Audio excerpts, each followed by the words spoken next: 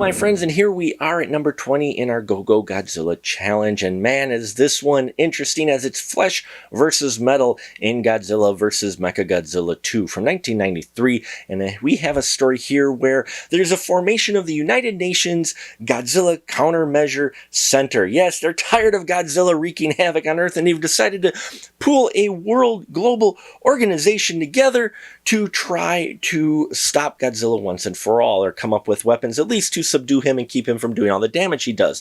In doing so, they take the cybernetic head from Mechagodzilla and they use the 23rd century technology from that to create a number of weapons, including a spaceship with a couple of wicked cannons called Garuda, and also Mechagodzilla, who is modeled after the creature it's supposed to destroy.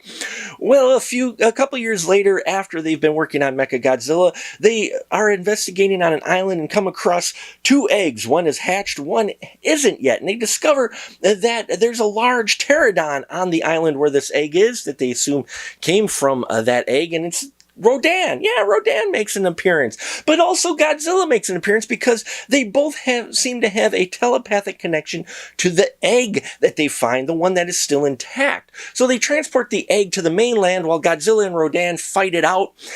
And they soon discover what is in the egg is not another pterodon. No, it's a baby Godzilla that has a major link to big guy Godzilla, who is looking for the kid. So they shield the kid from his telepathic connection to the big Godzilla, and they send Mechagodzilla out to go fight him. And they almost have the upper hand, but Godzilla uses that body shock basically to feedback on Mechagodzilla and continue to look for his child. And we see how they lick their wounds and come back with an reinforced new Mechagodzilla to fight Godzilla once and for all, who he just is looking for his kid.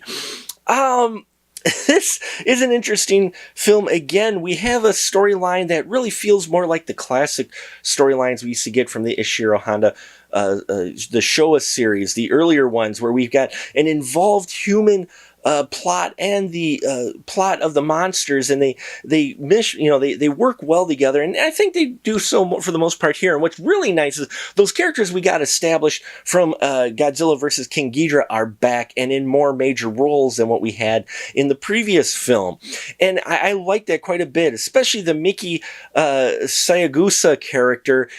I love what they're doing with her character, and here they're playing off that she still has this kind of connection to Godzilla and doesn't exactly want to see really mean, nasty things happen to him in some little obscure way. So the fact that she's actually put in charge at one point to help take out Godzilla, and she at one point finds herself on the bridge of Mechagodzilla, it's really interesting what they do with her character, and Megumi Odaka really is into this character, and I really love what she brings to it. A very fascinating character. Now we get a couple of regulars back as well. Kinji Sahara is back, yes, as Minister Takayuki Sagawa, and we get a new face that's going to become a regular face in the Heisei series, and that is Akira Nakao's Commander Takaki Aso. And I love this character too. This commander, he's really cool character. I love, he brings kind of that military presence to you, the veteran military presence that you kind of need in this film, especially when you're talking about the development of major weapons and that. And I just like this character quite a bit, and his addition to the cast.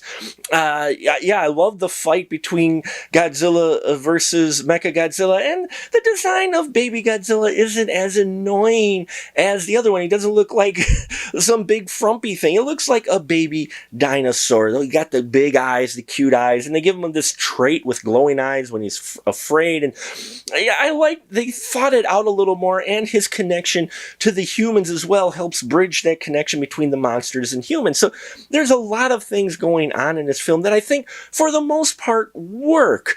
There's a few little bumps in the narrative as we go along where it slows down just a little bit, but for the most part, I really enjoyed this. It's great that they worked Rodan into it. He shows up more than just once, so he's not just a one-trick pony here. He does show up later in the final battle. In fact, he's the reason why Mechagodzilla has such a hard time. And there's something they do with the Rodan character near the end of the climax of the film that I didn't expect. It was really kind of weird, but at also the same point cool. And you can see where they're angling now, where Godzilla is still a bad guy. Don't get me wrong, he's still a bad guy to humanity, but you can see with the introduction of a kid how they might be starting to play his character just a little bit differently. So it's still a solid film with some great monster fights in there. The art and the miniatures, and the fact that at one point we've got Garuda joining with Mechagodzilla in this kind of epic thing, it reminded me of my love for Voltron and things. Yeah, I really loved how it all played out in here. And it's a cool film, I think. Now, the early concept of Mechagodzilla was that he was supposed to split into two. Doesn't happen here, though we do have the addition of Garuda joining with Mechagodzilla. It's still all one beastie. And we also get in here that they promoted this as the last performance by Akira Ufukube's score. And that's how they promoted it. And they put out all kinds of promotion. They had Mechagodzilla and Godzilla doing a news report on a kid's show, apparently. And there was even a dance done, I guess, for this. So they really went all out with promoting this, including a ride that starred Megumi Odaka as her character, taking the riders to a monster planet. And so they did a lot of things outside with this film. And the film itself is still, I think, is a solid entry into this franchise, especially into the Heisei series. I enjoyed it quite a bit. There's a little more emotional depth in here.